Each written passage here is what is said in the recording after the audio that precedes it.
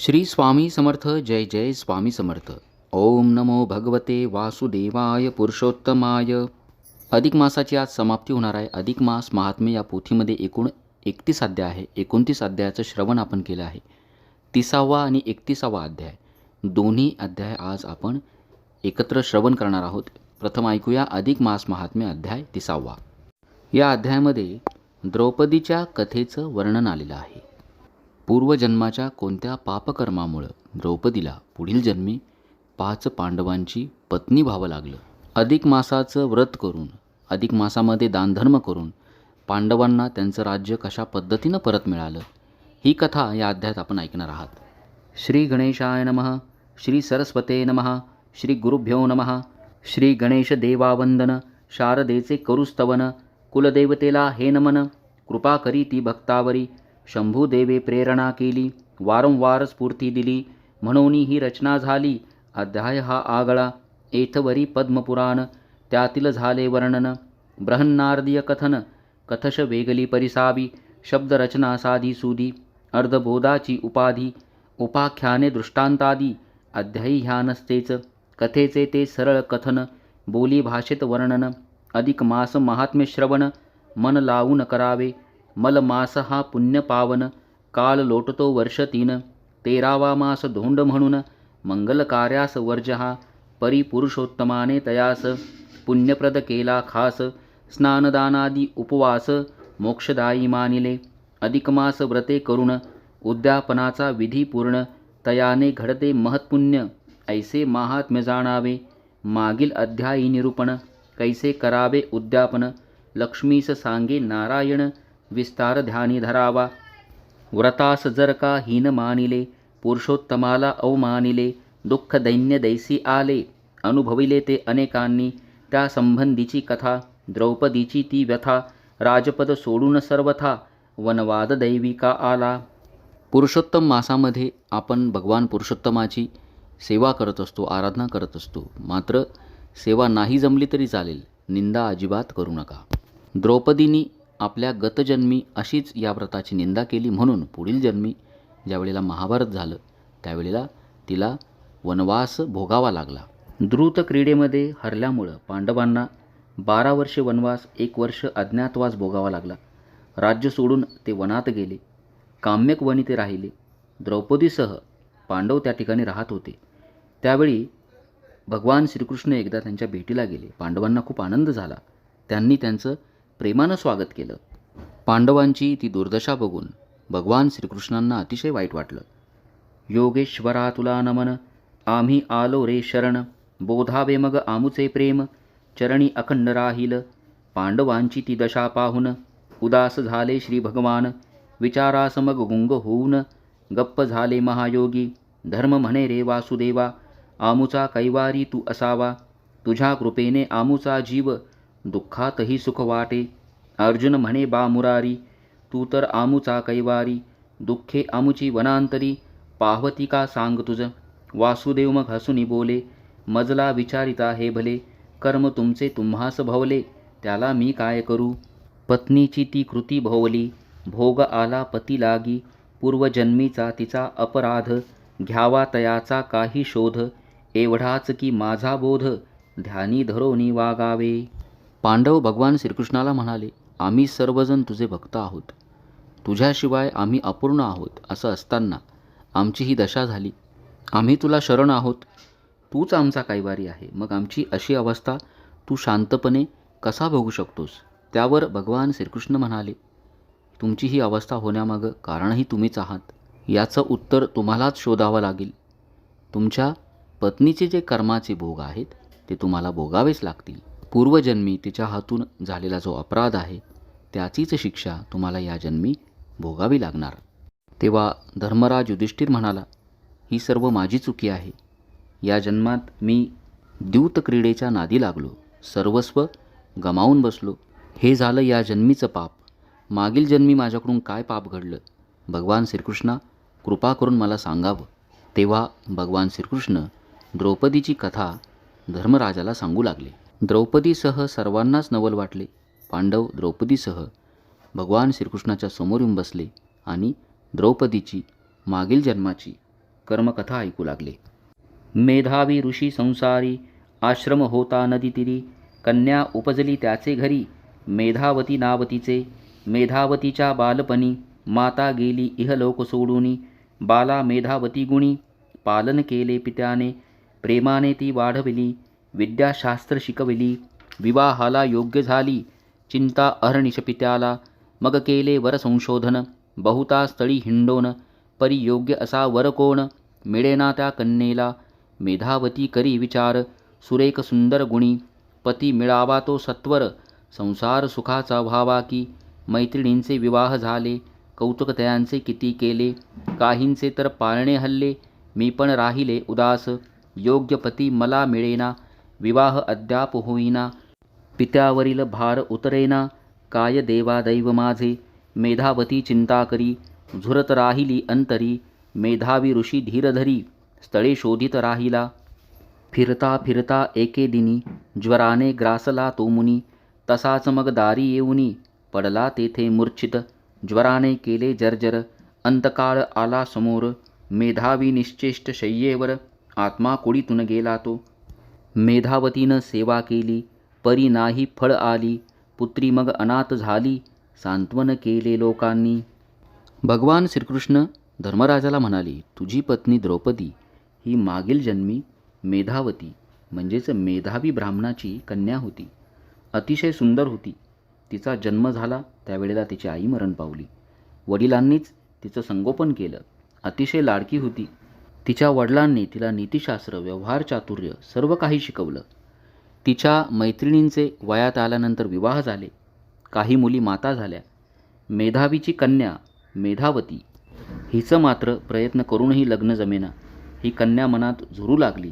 तिला चिंता लागली की कधी माझं एकदाचं लग्न होतं, माझ्या वडिलांच्या डोक्यावरचा भार कमी होईल. आणि वडील मेधावी ब्राह्मण देखील तिच्यासाठी वर संशोधन करत होता. आणि असंच एक दिवस तो आजारी पडला. त्याला खूप ताप आला आणि त्यातच मेधावी ब्राह्मणाचं निधन झालं. मेधावती अनाथ झाली. लोकांनी तिचं सांत्वन केलं. ती खूप शोक करू लागली. तिची ही अवस्था बघून आजूबाजूचे जे ब्राह्मण होते त्यांनीच मग या ब्राह्मणाचा, मेधावी ब्राह्मणाचा अंत्यसंस्कार केला. आई गेले, वडील गेले, मी अनाथ झाले, आता मी काय करू असा विचार तिच्या मनात आला. ती अरण्यात गेली. भूक नाही, तहान नाही, ओम नमः शिवाय हा भगवान शंकराचा मंत्र म्हणून ती तपश्चर्या करू लागली.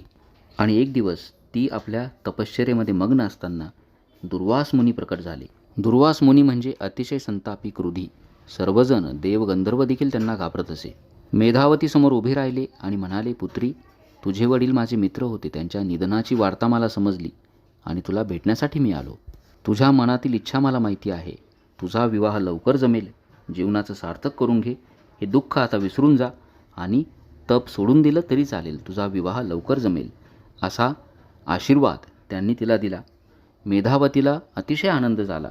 ती म्हणाली, हीच माझी एकमेव इच्छा आहे आणि म्हणूनच मी भगवान शंकराला प्रसन्न करण्यासाठी हे तप करत होते.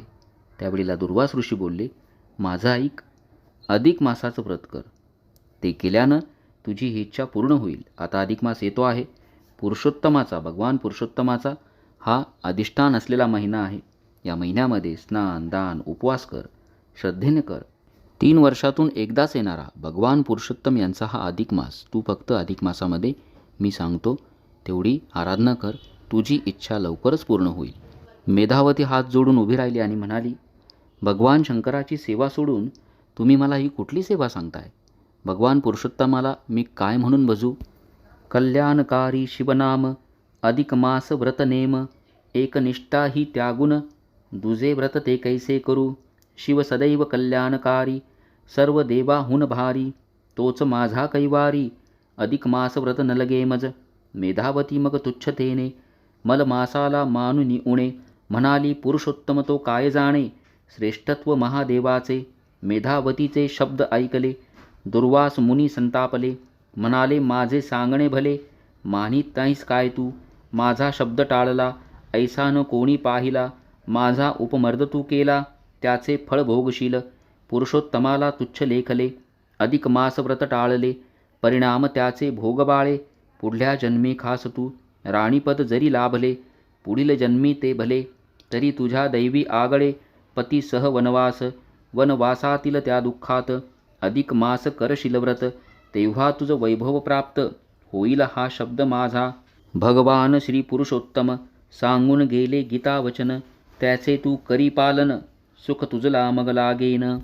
दुर्वास ऋषी म्हणाले, अधिक मासातील भगवान पुरुषोत्तम यांचं व्रत मनोभावे कर, तुझी मनोकामना लवकरच पूर्ण होईल. त्यावर मेधावती तुच्छतेनं म्हणाली, भगवान शिवशंकर पुरुषोत्तम भगवान यांच्यापेक्षा श्रेष्ठ आहे. मी त्यांची भक्ती करत आहे आणि हेच पुरेसे आहे. हे ऐकून दुर्वास ऋषींना अतिशय राग आला आणि ते म्हणाले, तुझ्याकडून घोर अपराध झाला आहे. तू माझं म्हणणं टाळलंस. भगवान पुरुषोत्तम यांची तू निंदा केलीस, अधिक मासाची निंदा केली. याचं फळ तुला पुढील जन्मी भोगावं लागणार.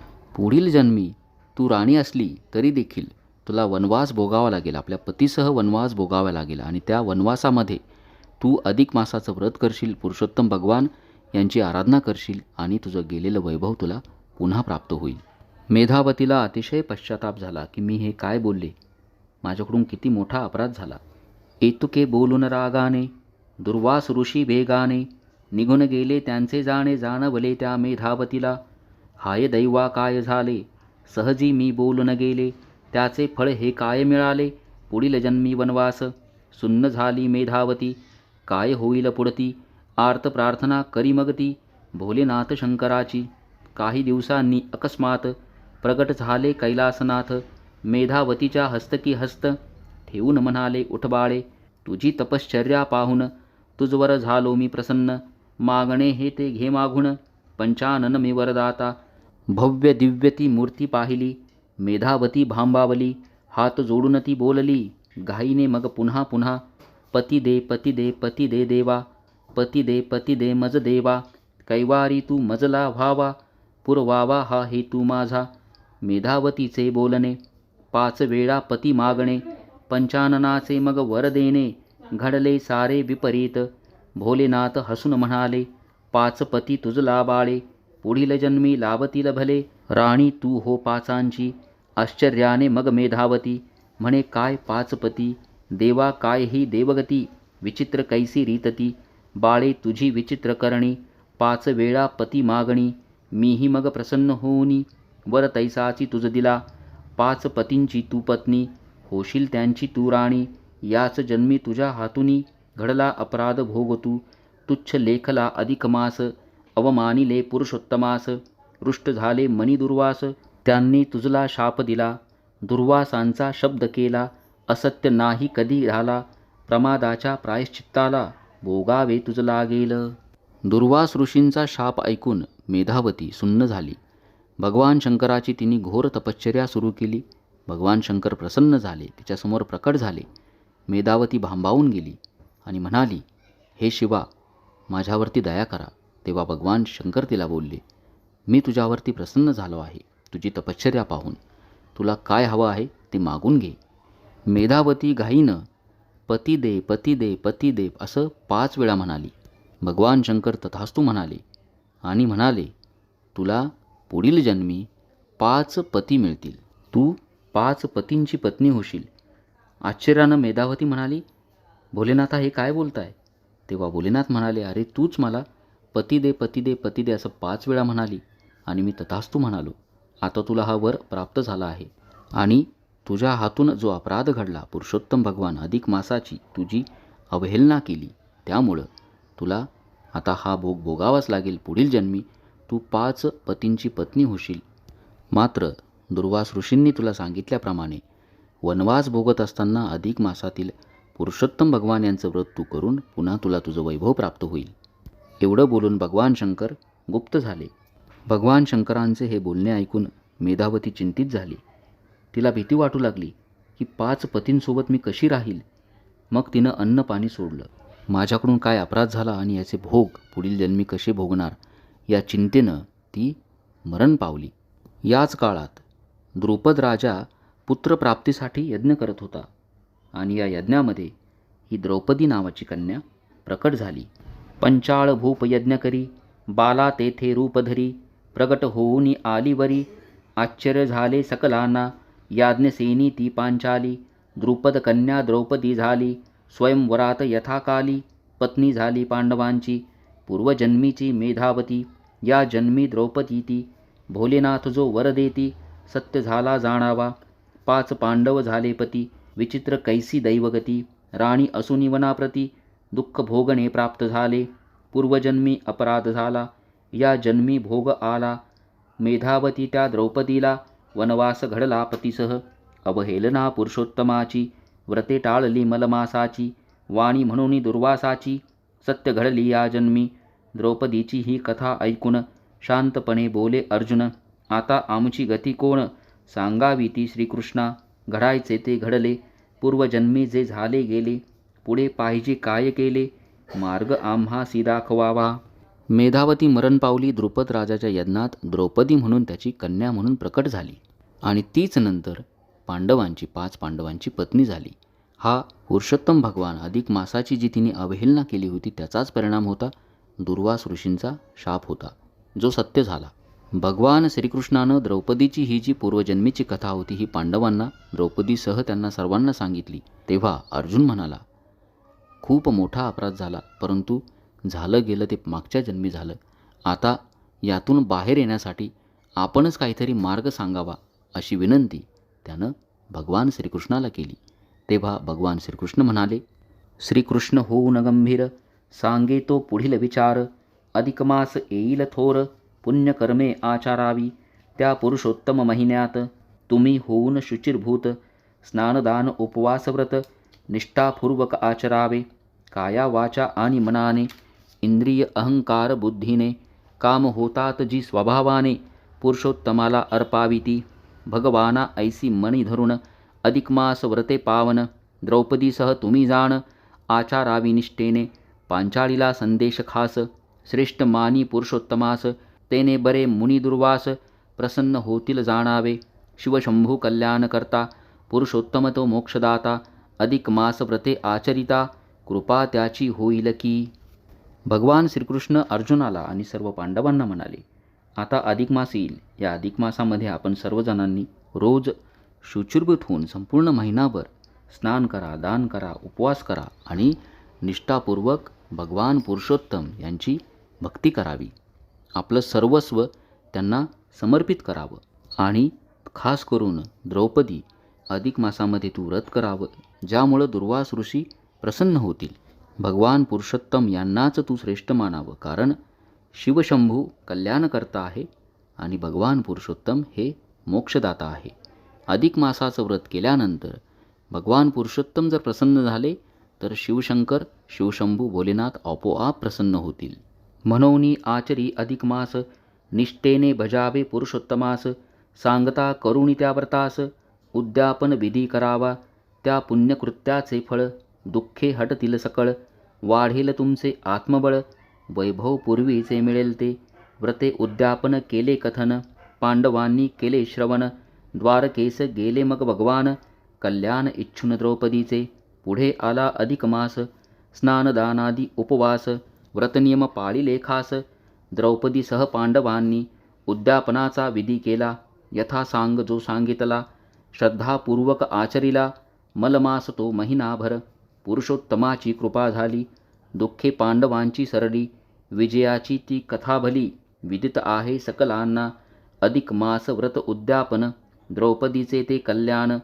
अध्याय हा नाविन्यपूर्ण मनोहर सुते रचिला असे. भगवान श्रीकृष्णाचं वचन सत्य मानून मग पांडवांनी आणि द्रौपदीनं देखील संपूर्ण मलमासातील प्रत्येक दिवशी स्नान, दान, उपवास इत्यादी व्रतकर्मे केली, पुण्यकर्मे केली. त्याचं यथासांग उद्यापन केलं. भगवान पुरुषोत्तमाची कृपा झाली आणि कौरवांना युद्धामध्ये हरवून पांडवांनी आपलं गेलेलं वैभव परत मिळवलं. अधिक मासाचं हे व्रत उद्यापन ही कथा आपण ऐकली. द्रौपदीची कथा, पूर्वजन्मीची कथा. पूर्वजन्मीमध्ये तिने फक्त पुरुषोत्तम भगवान यांची अवहेलना केली होती म्हणून पुढील जन्मी तिला हे सर्व भोग भोगावे लागले. मात्र पुन्हा पुरुषोत्तम भगवान यांच्या कृपेनेच त्यांना त्यांचं वैभव प्राप्त झालं. म्हणजेच काय तर पुरुषोत्तम भगवान अतिशय दयाळू आहेत. अधिक मासामध्ये आपल्यापैकी सगळ्यांनीच भरपूर सेवा केली आहे. मात्र आता अधिक मास संपल्यावर देखील वर्षभर रोज आपण जमेल तेवढी भगवान विष्णूंची सेवा करा. कुठलाही एखादा मंत्र जसं ओम नमो भगवते वासुदेवाय पुरुषोत्तमाय किंवा ओम श्री विष्णवे नमः किंवा विष्णू सहस्त्रनामाचं पठन करावं, श्रवण करावं, पुरुष सूक्ताचं पठन करा. वर्षभर आपण भगवान विष्णूंची जमेल तेवढी सेवा करावी. इति श्री मल महात्म्य ग्रंथ बृहन्नारदीय पुराण संमत मनोहरसुत विनम्र रचित इति 30तमोऽध्याय गोडः. श्री स्वामी समर्थ. श्री कृष्णार्पणमस्तु. ओम नमो भगवते वासुदेवाय पुरुषोत्तमाय. श्री स्वामी समर्थ. जय जय स्वामी समर्थ. ओम नमो भगवते वासुदेवाय पुरुषोत्तमाय. अधिक मास महात्म्य अध्याय 31. आता कळसाध्याय 30. तो कृपा बळे सिद्धी ते न्यावा. संपूर्ण मल महात्म्याचा ठेवा. तुझ प्रती देवा पावो दे. संपूर्ण व्रताचे जे फळ माझे तव हेची सकळ. तुझ प्रित्यर्थ अळुमाळ पावो सकळ देवराया. एकूण 31 अध्यायाची ही पोथी आहे. 30 अध्याय आपण श्रवण केले. आता 31वा जो अध्याय आहे याला कळसाध्याय असं म्हणतात. अधिक मासामध्ये ज्याला काहीच पुण्यकर्म करायला जमले नाही असा जर कोणी असेल त्यांनी फक्त या अध्यायाचं श्रवण जरी केलं तरी त्याला संपूर्ण महिन्याचं पुण्यफळ प्राप्त होईल अशी या अध्यायाची महती आहे. तसंच ज्यांनी संपूर्ण महिनाभर 30 अध्याय ऐकले असतील त्यांनी 31वा हा अध्याय अजिबात चुकू नका, कारण हा कळसाध्याय आहे. संपूर्ण पोथीचा जो सार आहे की प्रत्येक अध्यायात कुठल्या कुठल्या कथा आहेत, कुठलं महात्म्य सांगितलं आहे, ही सर्व जी माहिती आहे ती या अध्यायात आली आहे आणि म्हणूनच या अध्यायाचं पठन श्रवण अतिशय महत्त्वाचं आहे. ऐसे हे 30 अध्याय पूर्ण ग्रंथ झाला सो निर्माण. तुझ प्रती पावो नारायण हे वाकपुष्प चरणी अर्पिले. संपूर्ण ग्रंथ जरी न हो श्रवण तरी शेवटील अध्याय हा पूर्ण. श्रवण फलप्राप्ती जाण समग्र कथन ग्रंथ गर्भी. भगवान विष्णू म्हणाले, हे पुरुषोत्तम पूजेचं व्रत महिनाभर केल्यानं उत्तमोत्तम फळ आपल्याला मिळतं, परंतु काहींना हे सर्व करणं शक्य नाही किंवा संपूर्ण महिनाभर त्यांच्याकडून कुठलंही पुण्यकर्म झालं नाही. स्नान, दान, दीपदान किंवा उपवास, भगवान विष्णूंची भक्ती, नामस्मरण यापैकी काहीच आपल्याला जमलं नसेल. आपण फक्त या अध्यायाचं श्रवण करा. श्री गणेशाय नमः. श्री सरस्वते नमः. श्री गुरुभ्यो नमः. जय जयाजी श्रीरामा. अनुपम्य तुझा महिमा. तब कृपा बळे माझी या नेमा. सिद्धी पावविले दातारा. मार्गे कवी थोर थोर झाले. तयांनी अपार ग्रंथ केले. तू ते गीती आळवीत गेले. तुवा धावणे केले तत्काळी. तयाची येथे न साजे उपमा. मी तव अधमा माझी अधमा. नाही क्रिया दान धर्म. नाही सुगम उपावठावा. वाचीसही नाही मधुरता. किती आळवावे रघुनाथा. त्याहीवरी दरिद्र अवस्था. सदा वाहे चिंता हळहळ. तेथे मी काळ कैसा क्रमावा. म्हणून उद्गार झाला जीवा. बुद्धिदाता तू राघवा. तुझी या भावा अगम्य. हे माझी नवे स्वबुद्धी कविता. अवघी ही तुझी सर्व सत्ता. वाचेसी नाही मधुरता. परी संपूर्णता तुवा केली. मागील कवींचे जे जे बोल ते तव सुवासिक पुष्पे केवळ. येथे माझी वाणी केवळ दत्तुत पुष्पे जाणपा. आता परिसाहो सादर. श्रोते सज्ञान चतुर. संपूर्ण कथिला प्रसर. लक्ष्मीनारायण संवाद. संपूर्ण भरता एक मास. तयाची गणती 30 दिवस. म्हणून अध्याय हे 30 झाले असते निर्धारी. या 30 मौक्तिकांच्या माळा. सभाग्य श्रुती घाला व्यागळा. भावे अर्चिजे घनसावळा. घाला गळा त्याची या. किंवा हे 30 दीप उजळा. भावार्थे घृतवाती घाला. अंतर्ज्योतपे पाजळा. तेने ओवाळा श्री लक्ष्मी रमण. संपूर्ण महिनाभर आपण भगवान विष्णूंची जी सेवा केली, वर्षभर आपण या सेवा करू शकता का? नक्कीच करू शकता. यातील ज्या ज्या सेवा आपल्याला शक्य असतील त्या आपण वर्षभर करा. जसं रोज स्नान करताना भगवान पुरुषोत्तम यांचा मंत्र म्हणावा, ओम नमो भगवते वासुदेवाय. त्यानंतर दान दिल्यानं वाढत असतं. कुठली गोष्ट जर दिली तर ती वाढते. म्हणून इथून पुढं कधी पण एखादा याचक, भिकारी यांना अन्नदान करून तृप्त करा. यथाशक्ती सत्पात्री दान करा. कुठलंही एखादं मंदिर असेल किंवा तीर्थक्षेत्र असेल त्या ठिकाणी दान करा. त्यानंतर नामस्मरण, रोज जमेल तेवढं नामस्मरण करावं. भगवान विष्णूंचं करा. आपले जे इष्टदैवत असेल, श्री स्वामी समर्थ महाराज असतील, महाराजांचा जप करा. नामस्मरणामध्ये खूप शक्ती आहे. त्यामुळे नित्यनियमानं आपण नामस्मरण करावं. त्यानंतर पितृस्तुती किंवा पितरांची सेवा. आपण आज जे चांगलं जीवन जगत आहोत, आपल्या पितरांचे उपकार आपण विसरता कामा नये आणि म्हणूनच पितरांची सेवा महत्त्वाची आहे. रोज दक्षिण दिशेला नमस्कार करावा. पितृदेवताय नमः हा मंत्र 1 वेळा म्हणाले तरी चालेल. श्रद्धेने म्हणा. पितरांचं स्मरण करावं. रोज दुपारी 12 वाजता पितरांसाठी नैवेद्य ठेवायचं दक्षिण दिशेला. सूर्याला रोज अर्घ्य अर्पण करावं. रोज आपल्या घरात सकाळी तेलाचा, संध्याकाळी तुपाचा दिवा प्रज्वलित करावा. कुठलीही पूजा करत असताना दिव्याचं पूजन करायचं. भगवान विष्णूंना तुलसी माता प्रिय आहेत आणि म्हणूनच विष्णू पूजनामध्ये नेहमी तुलसीपत्र अर्पण करायचं. शक्य तेवढं शाकाहारी राहण्याचा प्रयत्न करा. आहार जो असतो तो आपल्या विचारांवरती परिणाम करतो. जेवढा सात्विक आहार आपण घ्याल तेवढी आपली ईश्वर भक्तीमध्ये एकाग्रता वाढेल. त्यानंतर आता अधिक मास संपणार आहे. आपल्यापैकी प्रत्येकानं हे व्रत केलेलं आहे. तर आता या व्रताची सांगता करत असताना छोटंसं उद्यापन आपल्या घरात अवश्य करा आणि या उद्यापनानिमित्त जमेल तेवढं यथाशक्ती दान आपण करावं. जसं आपल्याला माहिती आहे की 33 या आकड्याला महत्त्व आहे. 33 अनारसे, 33 बत्तासे, 33 फळे, 33 सुपारी. जेवढं आपल्याला जमेल यथाशक्ती दान करा. यापैकी काही नाही जमलं, दान दक्षिणा द्या, सत्पात्री ब्राह्मणाला द्या, याचकाला द्या. उद्यापनानिमित्त छोटीशी पूजा घरात करायची. आपल्या चॅनलवर मी परवाच व्हिडिओ अपलोड केला आहे. त्या पद्धतीनं विष्णू भगवान यांची पूजा करायची. पोथीची पूजा करा जर पोथीचं वाचन केलं असलं तर, किंवा कुठं जर आपण श्रवण केलं असेल वाचकाला देखील दानदक्षिणा द्यावी.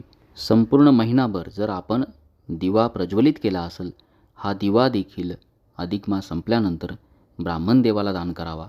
अधिक मासाची सांगता करताना जमेल तेवढे अन्नदान करा. एखादी सव्वाष्ण जेवू घालावी किंवा एखादा जोडपं जेवू घालावं. त्यांचा यथोचित मानसन्मान करावा, दानदक्षिणा द्यावी. जेणेकरून संपूर्ण महिनाभर आपण जे व्रत केला असेल, उपवास केला असेल किंवा नुसती सेवा केली असेल, या सेवेचं संपूर्ण अधिक मासाचं फळ आपल्याला प्राप्त होईल. ज्यामुळं सर्व प्रकारचे कळत नकळत आपल्याकडून काही पाप होत असतात. आपल्या जीवनात नकारात्मकता आलेली असते. ही सर्व निघून जाईल. पुरुषोत्तम भगवान यांच्या कृपेनं आपल्या जीवनातील सर्व समस्यांचा, सर्व संकटांचा निवारण होईल. आता प्रत्येक अध्यायामध्ये काय काय महती कथन केली होती ते आपण श्रवण करूया. थोडक्यात संपूर्ण जो पोथीचा सार आपण आता ऐकणार आहात. म्हणून 30 अध्यायांची वेगळ आली फळे तयांची, परिसौ तुम्हा तैसेची एकाग्रमन असो द्या. मिळवून समग्र ऋषींचा मेळा, सुताप्रती तयांनी प्रश्न केला. सुत तया ते वदता झाला, लक्ष्मीनारायण संवाद. मलमासाची उत्पत्ती कथिता झाला निगुती. ब्राह्मण सेवा दान पद्धती सांगून प्रथमोध्याय संपविला. द्वितीयोध्यायी गोसेवा वर्णन, कमलासनाचा गर्वहरण. केतकी आणि धेनू ते जाण, असत्य वदता पंचवदने शापिले. गोसेवा विशेष पाही, निवेदली तृतीयोध्यायी. पौल्लव्य ऋषिते छळिता वासवी, नवल पदवी ऐकिली. वासवासहित तिन्ही देव, शापावया ऋषी पुंगव. उदक घेता धेनू अंगी सर्व, देखता झाला ऋषी तो. मग उदक टाकिता झाला, विवेके क्रोध शांतविला. प्रसन्न होऊन देवता मेळा, ऋषी बैसबिला विमानी. चतुर्थोध्यायी कथा बरवी, ब्राह्मण सेवा निवेदली. आघवी उपरी दृष्टांती कथा लाघवी. शूद्रे नेले पाही द्रव्याते, मृगराज झाला सरड. ब्रह्मशाप अति प्रचंड, तो कृष्णदर्शने उद्धरिला वितंड. पंचमोध्यायी कथा ही, सहाविया माझी कथा. दान महिमा वर्णिला तत्वता, आणि दीपदान विपस्त्री करता. आणि दीपदान विप्रस्त्री करता, उद्धरिला मार्जार. सातव्या माझी कथा बरवी, शांकली विप्र सामवेदी पाही. त्याते भार्या उभयताही, एकी अधोगती एकी उद्धारू. दीपदान करिता ज्येष्ठकांता, धाकुटी सवत मत्सरे विध्वंसिता. त्रयपुत्र नष्ट होऊन अधोगतिता, प्राप्त झाली तयेते. अष्टमोध्यायी कथानक, उत्तरदेशी नर्मदा तीरी एक. ज्योतिषी ब्राह्मण एक, अति कृपण धनवान तो. कांतेने उदक म्हणून पय दिधले, त्या योगे शेष प्रसन्न वदने बोले. संचित द्रव्य कांतेचे बोले, देऊनी लावले साधनेसी. दक्षिण देशी महिस्मृती नगरी, विप्रस्त्री वैधव्य रुद्धाचारी. ते व्रत करिता शूद्र नारी, तात्काळ उद्धरी पुण्योदके. 7 दिवसांचे स्नानोदक, ती ते करी अर्पिले देख. उद्धरगती तात्काळिक, वाराणसी देख जन्म झाला. काशीनाथ नामाभिधान, उभयता वृद्धासहित विमान. नवव्या माझी हेची कथन झाले संपूर्ण निर्धारे. दशमा माझी कथा पाही.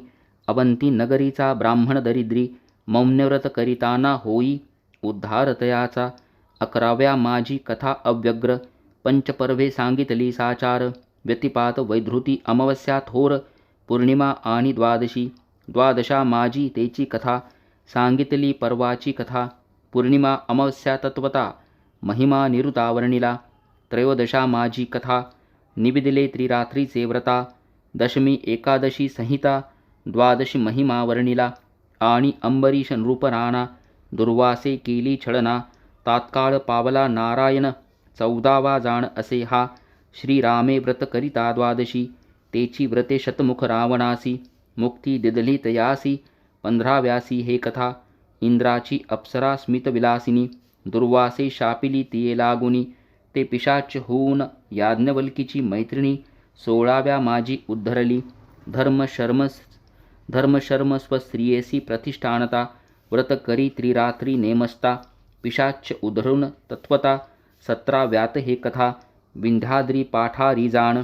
गर्ग नामे नगरी पूर्ण तेथील एक भृगुगोत्री ब्राह्मण कन्या जाणतयाची तिये वैधव्य प्राप्त होता. व्रतप्रभावे अक्षयी सौभाग्यता नामे मंगळा गौरी तत्वता वाराणसीये. 18व्या माझी हे कथा आता 19वा तत्वता. विप्रदास नामे शूद्र होता आचरे व्रता कांते सहित. तयाने उद्धरला राक्षस देऊन त्रिदिनी पुण्यास.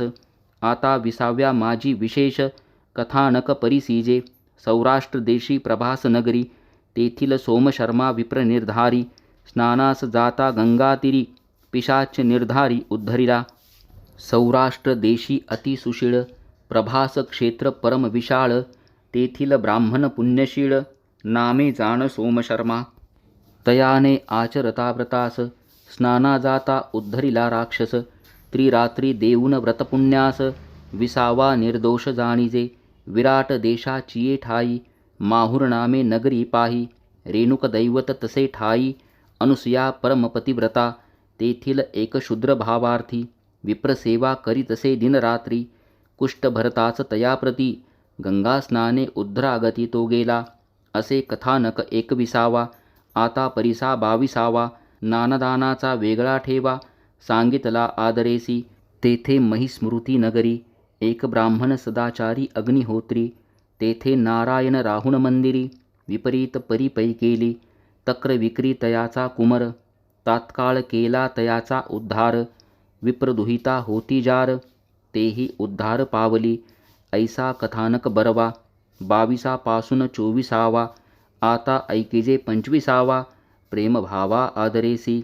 मासा माझी मलमास उत्तम स्वये वदला पुरुषोत्तम. अरुंधती पार्वती संवाद परम अखंड सौभाग्य लाधले. वीरबाहू रूपाची कांता तीते प्रबोधी प्रधान वनिता. ते तव व्रताने हेळना करिता शरीरी अवस्था भोगिली. मग मंडन प्रधान कांतेसी कारागृही ठेविले रूपवरत्यासी. स्वप्ना माझी येऊन ऋषिकेशी मुक्ततयासी करविले. इतुका कथानक 26वा.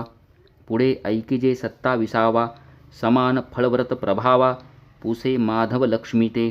साधारणे करिता व्रतास काही न लागता सायास. शा अधमी स्त्री पुरुषास पावली निशेष मोक्षाते. ऐसा कथानक सुशर्म रूपवर कथितसे अंगिरा ऋषेश्वर. 27व्या माझी प्राकार झाला साचार इतुका. आता 28 कथा पतिव्रता धर्म बदलासे तत्वता. काश्मीर देशी धर्मशर्मा द्विज होता तयाची कांता पतिव्रता निस्सीमा. तिये ते पुत्र झाले 2 पाही. ते उद्धरिले निशा दिये लवलाही. ऐसी तेथील पदवी आघवी 28 माझी आणिजे. व्रत उद्यापनाची सविस्तर कथिता झाला शारंगधर. 29व्या माझी समग्र हाची प्रकार सांगितला. उद्यापना वाचून व्रतसिद्धी प्राप्त होय कदाची कधी. म्हणून उद्यापना ते आधी आचराहो भावार्थे. आता कळस अध्याय 30वा. तो भावबळे परिसावा म्हणजे संपूर्ण ग्रंथ गर्भ ठेवा. हाता चढे अनयासेसी जरी नित्य न घडे पुराण श्रवण. तरी शेवटील अध्याय पूर्ण ऐकी जे एकाग्र मन करून. फळ संपूर्ण तोलाहे. ऐसे हे 30 कमळ पुष्पमाल. सभाग्य श्रोती घाली जे गळा. जोडून या करकमळा प्रार्थितो सकळा बद्ध हस्ते. एवम 30 अध्याय संपूर्ण ग्रंथ तुझ अर्पिला श्री रघुनाथ. वदता आणि वदविता सकळ सत्ता पै तुझी. मी तव मतिमंद आळसी प्रापंच धंदा अहर्निशी. नेनो काहीच साधनासी दानधर्मासी नसे धन. ऐसा मी दरिद्री अकिंचन तुझी सेवा करू नेणे जाण. या रागी कळेल तैसेम कृपादान करी रघुनंदना तुची एक. अवघ्या ग्रंथाची रचना बरी संपूर्ण झाली सागराचे तिरी. तेथे पश्चिमेसी मुमुक्षुपुरी असे राजधानी सांप्रत. तेथे ग्रंथ पावला सिद्धी ते नमुनिया श्री गुरु मोरेश्वराते. तयाचेनी वरद हस्ते ग्रंथ सिद्धी ते पावला. उमा नामे माझे माता साध्वी ते परमपतिव्रता. मनोहर नामे आमुचा पिता तया उभयता वदिलेसे. जैशी शिव आणि भवानी तेवी उभयता मज लागुनी. भाव धरून तयाचे चरणी ग्रंथकथनी संपविला. शके 1772 साधारण नाम संवत्सरी. पश्चिमेशी समुद्रपुरी ग्रंथ निर्धारी संपविला. ग्रंथ करदा नामाभिधान गोपीनाथ बाहाती सर्वजन. मनोहरसुत म्हणून अभंगी नाम जाणते. गोपीनाथ तोची नारायण जो गो इंद्रियांचे करी पाळन. तोची हृदयस्थ श्री भगवान ग्रंथ जाण बदला तोची. म्हणून हा मास उत्तम नाम जाना श्री पुरुषोत्तम. एकादशी पर्व उत्तमोत्तम कृष्ण पक्ष निर्धारेसी. सौम्य वार असे ते दिनी सौख्य दे सकळा लागुनी. परम पर्व काळ हरिदिनी ग्रंथकथनी संपविला. श्रोता आणि वक्ता याते श्रवण करीती जे भावार्थे. आयुरावराग्य ऐश्वर्याते पुत्र पौत्राते तो पावे. आधी व्याधी नाही दरिद्र मनेच्छा पूर्वी रघुवीर. ऐसे वदला सर्वेश्वर लक्ष्मी ते आदरेसी. इति श्री मल महात्म्य ग्रंथ पद्मपुराणा सारोद्धार संमत मनोहरसुत विरचित 31तमोऽध्याय गोडः. श्रीकृष्णार्पणमस्तु. श्री स्वामी चरणार्पणमस्तु. इति श्री मलमास महात्म्य संपूर्णम्. ओम नमो भगवते वासुदेवाय पुरुषोत्तमाय.